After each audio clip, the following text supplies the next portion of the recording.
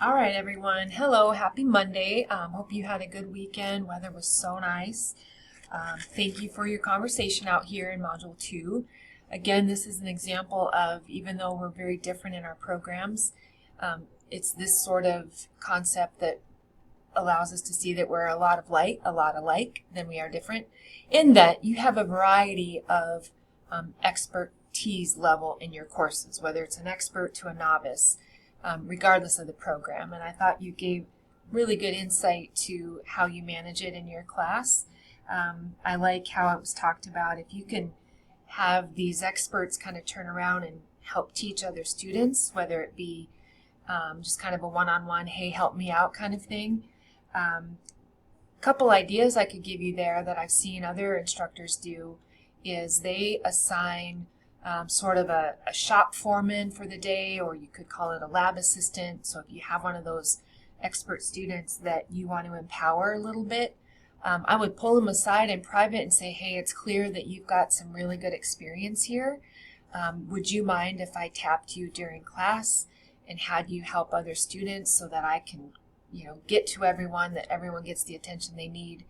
And really, that shows respect for their expertise, and it shows them that you respect that, and it will in turn help build respect the other way from student to you. So, but I would be sure to ask the student in private that they're okay with that, they're comfortable with that, and see where that goes. I like how in class conversations you know that you've got students with experience. I think Kelsey mentioned this, that she likes to ask students, what is your experience? What kind of experiences have you had with this? Share with the class. And that students love that. Students love it when you can share your experiences and when they can share their experiences of what happens in the real workplace. That's what they're here for. That's what technical education provides them. That's why we hire the industry experts to do that, is to share those stories. So keep that up.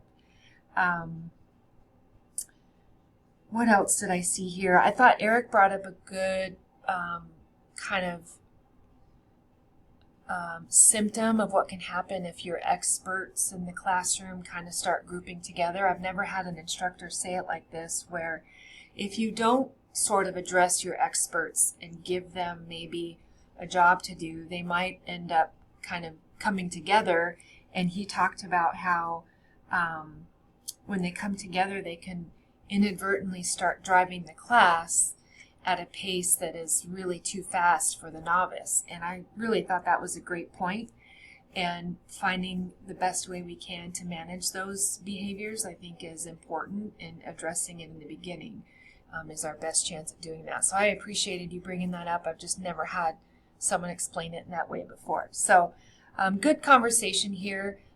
Eric, I would get back out to the thread and take a look. You had a couple questions posed to you in your post, so go take a look. And if you've got any questions, let me know. I'm really looking forward to this week's voice thread because this is the one I get a lot of questions about from faculty, which is just classroom management strategies.